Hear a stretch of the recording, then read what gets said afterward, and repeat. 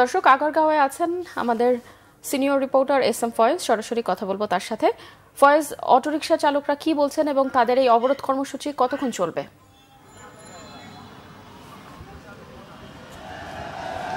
এক কথা বলতে গেলে রাজধানী ঢাকা একেবারেই আন্দোলনের শহরে রূপ নিয়েছে।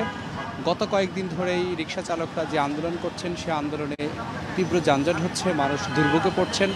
আজকেও বেলা 11টার দিকে রাজধানীর যে আগারগাঁও মেট্রো স্টেশনের নিচেই তারা আন্দোলন করছেন, সেখানেই দুর্ভোগে পড়েন সাধারণ মানুষ। কিছুক্ষণ আগেই রাস্তাটা ছেড়ে দিয়ে রাস্তার এক পাশে এসে তারা আন্দোলন করছেন, সেই দৃশ্যটা আমরা একটু দেখানোর চেষ্টা করি আপনাদেরকে।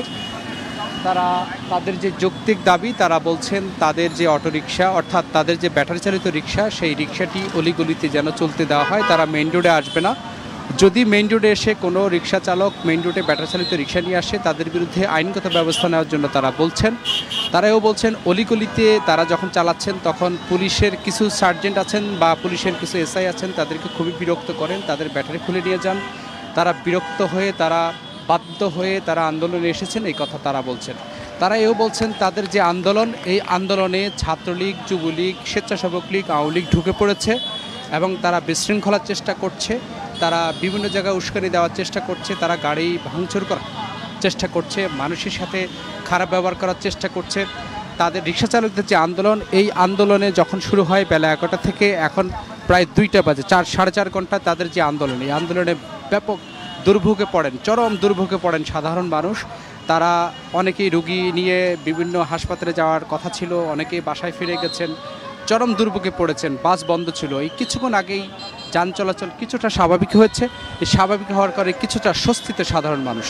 আমরা একদম আমার ডান পাশে রিক্সা চালকরা তারা পুলিশের সাথে কথা বলছেন, তারা পুলিশকে বলছেন তারা যেই গাড়িগুলো চালাচ্ছেন ব্যাটারি চালিত যে রিক্সা, সেই রিক্সাটি তারা অলিগলিতে চালাবেন।